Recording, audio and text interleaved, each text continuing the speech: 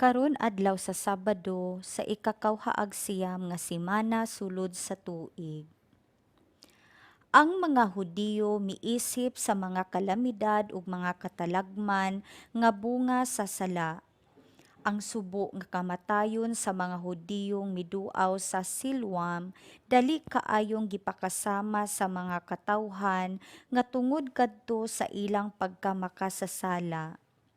Si Pilato nga nahadlok sa dakong panon sa katawhan, mao gayud ang angay manubag sa ilang kamatayon. Mipahimug-at si Jesus nga dili ang pagkamakasasala sa mga miduaw sa Siloam maoy nakakutlo sa ilang kinabuhi. Ni ang sala maoy nakaingon nga namatay ang 18 ka mga trabahador didto sa Siloam diin nagtukod silag tore. Si Jesus mibati gayud sa kahimtang sa ordinaryong mga tawo.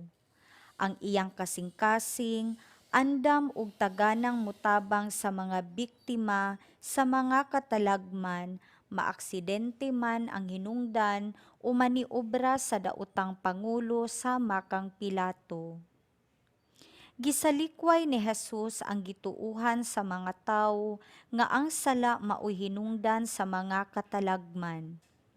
Ang sala maoy atong pagkahimulag sa Dios ug ang sala mosangpo tungod sa atong kinabubut-ong pagsupak sa Dios.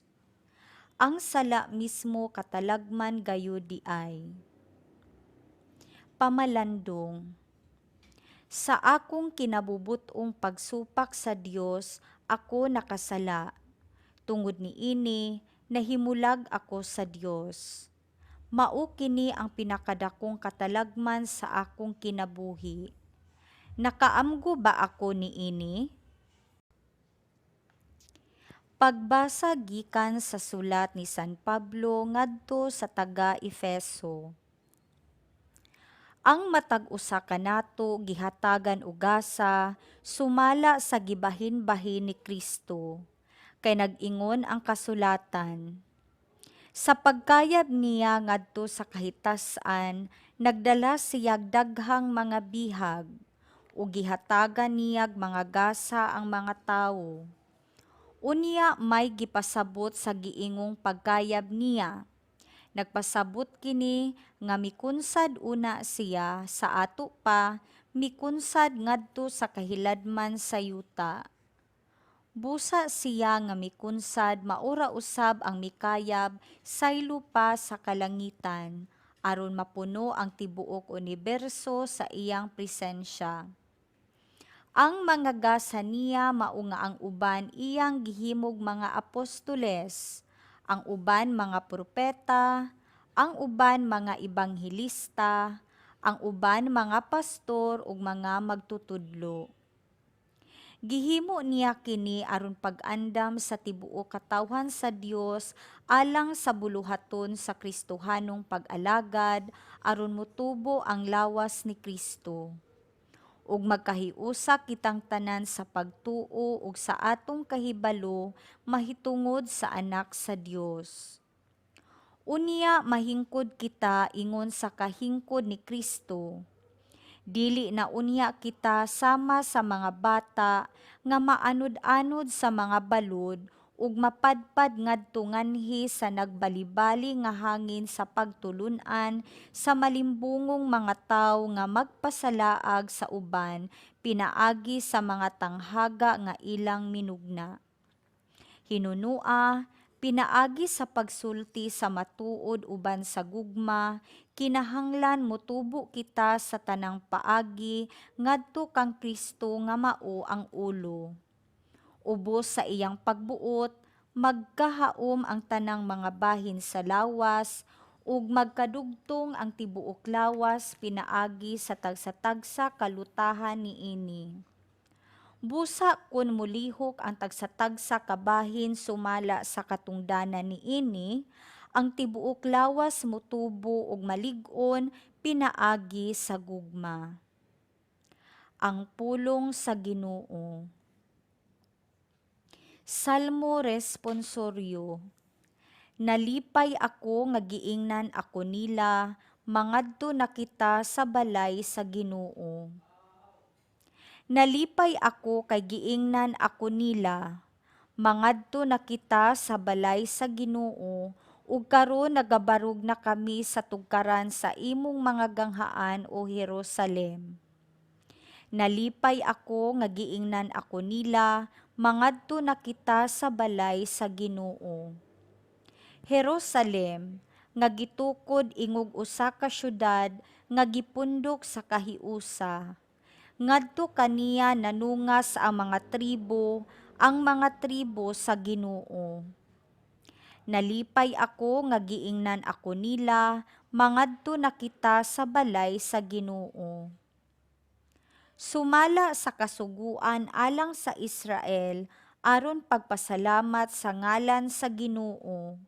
Diha kaniya gipabarog ang mga lingkuranan sa hukmanan, ang mga lingkuranan alang sa balay ni David. Nalipay ako nga giingnan ako nila, mangadto na kita sa balay sa Ginoo. Pagbasa gikan sa Santos nga Ebanghelyo sumala ni San Lucas. Niadtong higayuna, may mga tao didto nga misugilon kang Hesus mahitungod sa mga taga Galilea nga gipamatay ni Pilato samtang naghalad sila ngadto sa Dios. Apan miingon si Hesus kanila, tungod kay gipamatay kining mga tawhana sa maong paagi, gisabot ba ninyo nga labaw pa sila ka makasasala kaysa ubang Galileanhon? Dili, sultihan ko kamo nga kun dili kamo maghinulsol ug mobiya sa inyong mga sala, mga matay usab kamong tanan sama kanila. Mahitungod ni adtong 18 nga nangamatay didto sa Siloam kay natumpagan sa tore, gipakaingon ba ninyo nga kadto sila mas dautan pa kaysa sa tanang mulupyo sa Jerusalem?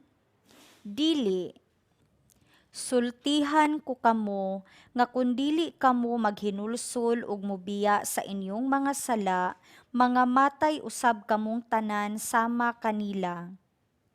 Unya misulti si Hesus kanila niining sambingaya. May usa ka tawo nga may kahoyng igera diha sa iyang parasan. Miadto siya aron pagpangita og bunga niini, apan wala siya'y nakaplagan.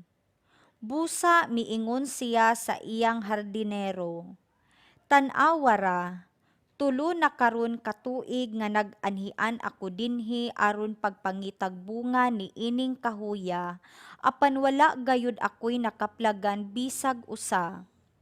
Busa putla kini kay nag-usik lamang sa katambok sa yuta. Apan ang hardinero mitubag, pasagdi una sir, bisan niining tuigan na lamang, kay akong libuton ug kubkob ang punuan ug unya akong abunuhan. Kun mubunga kini sa sunod tuig, maayo, apan kun dili, ipaputol kini. Ang Ebanghelyo sa Ginoo.